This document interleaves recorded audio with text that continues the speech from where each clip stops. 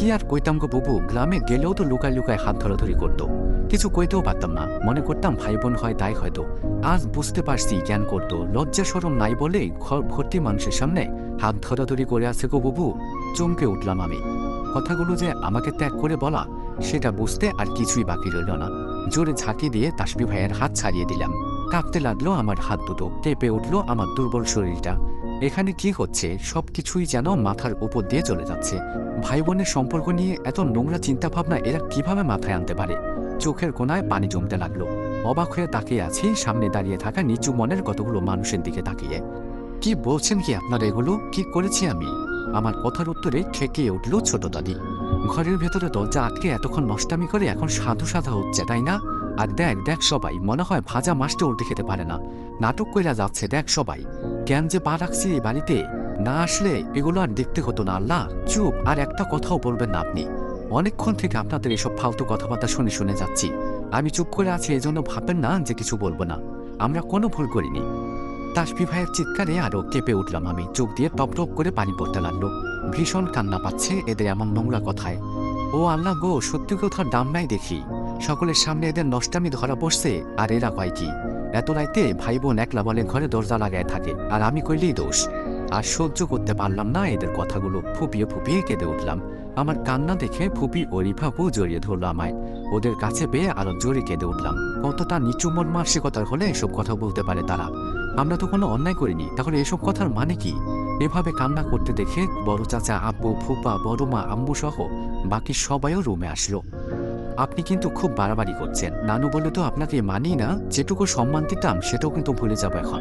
ছেলেটারে কেমন করে মানুষ করছো রেহানা? বোনের সাথে একা এক ঘরে থাকতে কিছু না। আমি কইছি তাতেই ফসকা পড়লো ছেলেটার। আর ছেলেটাকেই বা দোষ দেওয়া যায় কিভাবে? ওই মেয়ে তো ওরে ফাঁসায়া ঘরে আনছে, সেটা কি বুঝি না? আপনাকে তো আমি তাসবি, শান্ত হও। এখন এইভাবে রাগারাগি করার সময় নয়, মাথা ঠান্ডা করো। আব্বু, উনি কিন্তু খুব বাড়াবাড়ি করছেন। এত নোংরা চিন্তাভাবনা কিভাবে আনতে পারে উনি? খুব সম্মান দেখিয়েছি, আর না। তাসফি, মাথা ঠান্ডা করো বাবা। আমি তোমার আব্বু, তোমার ছোট মামাকে ভাবতে দাও ব্যাপারটা। বড় চাচার কথায় শান্ত হলেন তাসফি ভাইয়া। চুপ করে গেলেন উনি, কিন্তু আমি কিছুতেই শান্ত হতে পারলাম না।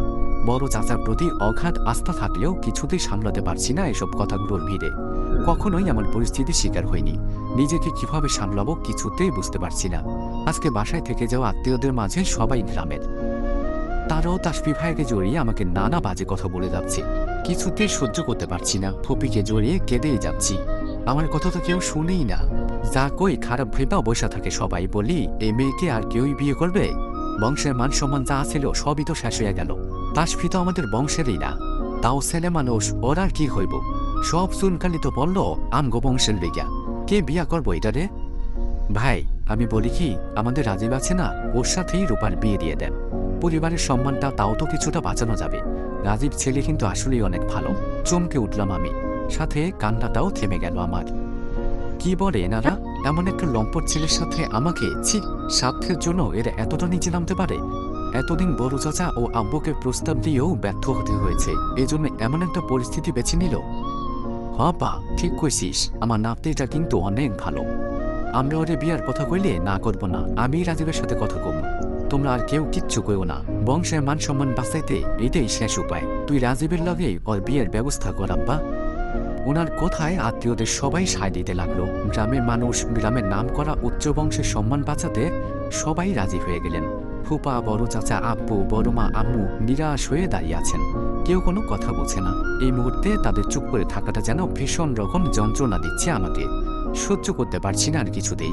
হু হু করে কেঁদে উঠলাম আবারও। বেঁচে থাকার ইচ্ছেটাও মরে যাচ্ছে আস্তে আস্তে। তবে সেটাই হোক, করো, তোমরা বিয়ের ব্যবস্থা করো, কিন্তু সেটা রাজীবের সাথে নয়, আমার সাথে। আমাকে আর রূপাকে নিয়ে যখন এসব কথা জড়িয়েছে, তাহলে আমি ওকে বিয়ে করব, আর সেটা আজকে।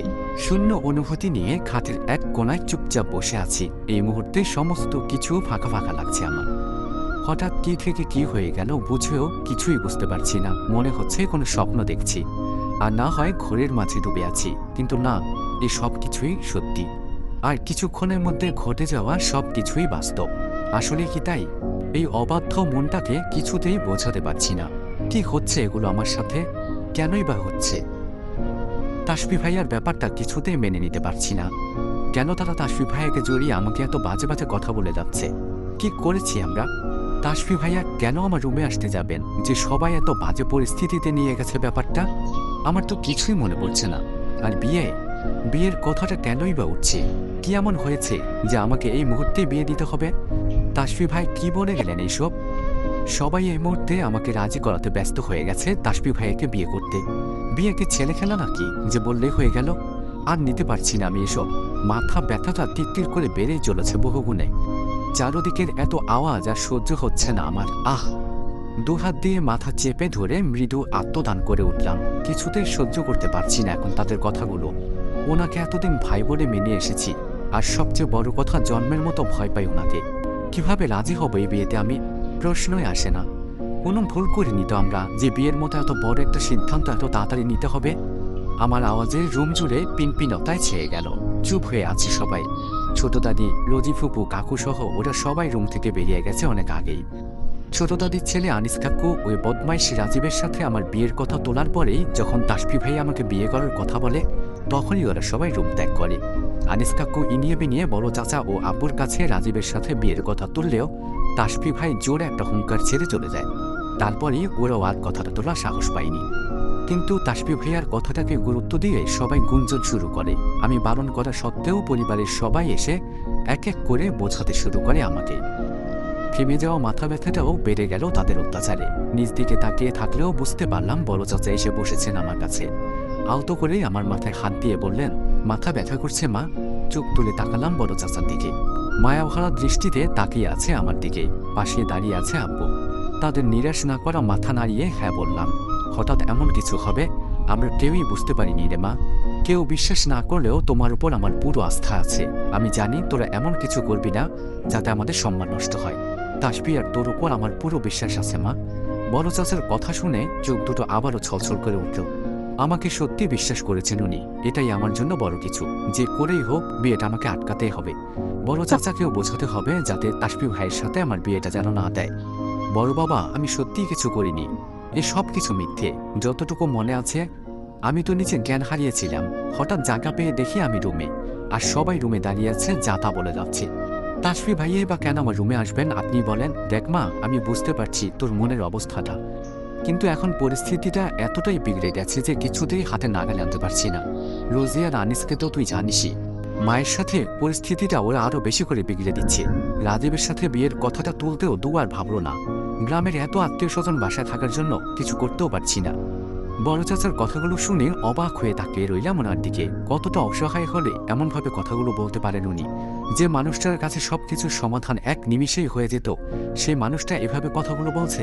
পরিস্থিতিটা ঠিক কতটা বিগড়ে গেছে আন্দাজ করে নিলাম। বড় চাচা আবারও বললেন, এই মুহূর্তে কোনো কিছু দিয়ে কোনো সমাধান আনতে পারছি না রে মা।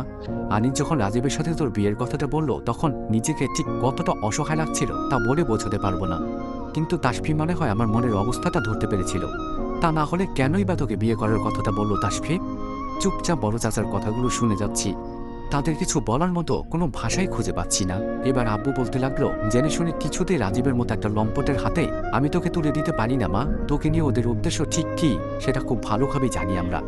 আনিসের কথাটা শুনেই আমি বলতে চেয়েছিলাম তোর সাথে তাসফির বিয়ের কথাটা, কিন্তু তাসফি আগেই কথাটা বলে আমাকে হালকা করে দিয়েছে।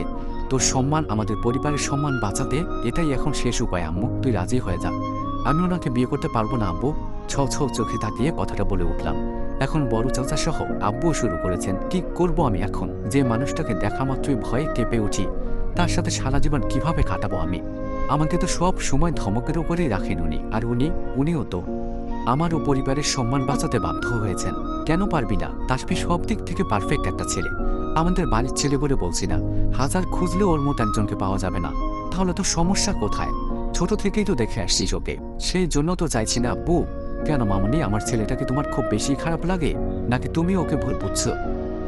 পাশে বসে আমার এক হাত ধরে বললেন ফুপা। অসহায় চোখে তাকিয়ে রইলাম। কি করে বোঝাবো? তাদের ছেলে পারফেক্ট হলেও আমি তো কোনো কিছুতেই ওনার জন্য পারফেক্ট নই। আপনারা এবার কিছু করেন ভাই।